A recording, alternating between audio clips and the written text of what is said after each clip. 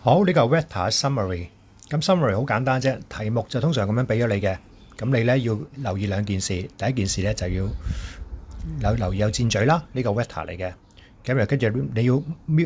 要自己標翻一個叫 mil on 嘅喺裏邊 ，mil on 就係短㗎啦，即係就係長嘅咧就係 op 就等於 mil on，好啦，然後跟住咧我 start from hold 先做 hold 咗一次。然後跟住咧就係再 short 等於 short， 好啦，第一個動作我哋標咗呢個啦，然後跟住 start from hold， 跟住 short 等於 short， 好啦 start from hold 就係 on， 咁 on 之後我哋計完之後咧就將個 on 執翻落去呢度，咁所以會揾到第一個 op， 呢個 op 係 come from ratio 嘅，即係呢個 op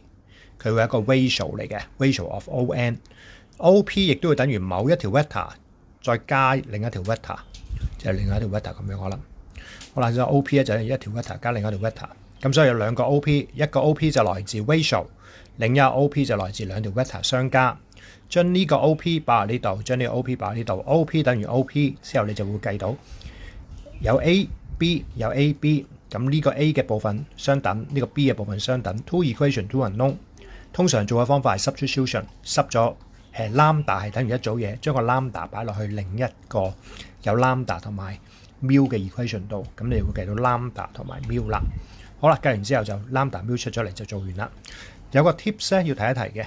頭先講過，再重複一次呢個部分就係先從一個圖度標咗自己嘅 μ on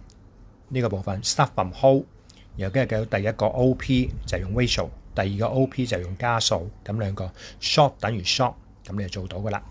好啦，然後跟住有一個部分你要留意嘅呢個 tips 要好熟嘅，好熟嘅呢個，自己試下畫一畫 ，OB 就等於1比2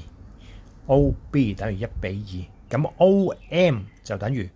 呢度全長係3啊，所以係1/3個 OB，OK？好啦，有啲時候咧唔係成條睇嘅，係咁樣 OM、MB， 即係佢係咁樣同咁樣，唔係咁樣同咁樣 ，OK？所以呢個同呢個，咁你見到呢個1份，呢個2份，所以呢個短噶嘛，兩個呢個就等於一個呢個啦 ，OK？